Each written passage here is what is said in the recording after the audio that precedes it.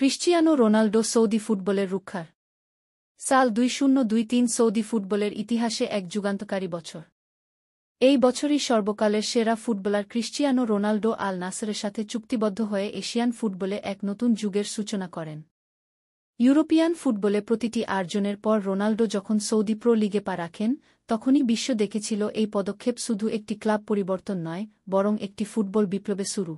Ronaldo জানতেন Saudi pro league খেলোয়াড়দের গড়ে তোলার জন্য একটি সম্ভাবনাময় আদর্শ প্ল্যাটফর্ম হয়ে উঠতে পারে। এবং আজ আমরা তার চোখের সামনে পুরো বিশ্ব দেখতে পাচ্ছে। তিনি বলেছিলেন সৌদি লিগ ইউরোপের অনেক লিগের চেয়ে বেশি প্রতিদ্বন্দ্বিতাপূর্ণ, কি তখন অনেকে ট্রল করেছিল, কটাক্ষ করেছিল।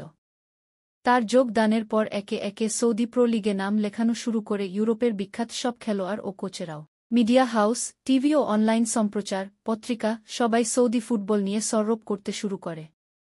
সৌদি ফুটবল বিশ্বমঞ্চে নিজেকে তুলে ধরতে শুরু করে।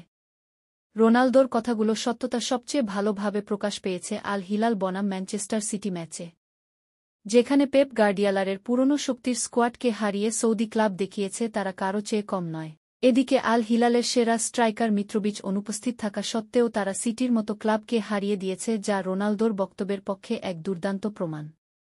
সৌদি লিগে বর্তমানে ইনজাগি মতো কোশলি কোচ এবং ইউরোপের কিংবদন্তির মতো তারকারা খেলছেন। পার্থক্য শুধু ভূখণ্ডে ফুটবলে নয়। ক্রিশ্চিয়ানো রোনাল্ডো যা বলেন ইতিহাস প্রায় সবসময় তা সত্যি প্রমাণ করে। তিনি প্রথম সাহস করে এই পথে দেখিয়েছেন আর এখন সেই পথে হাঁটছে।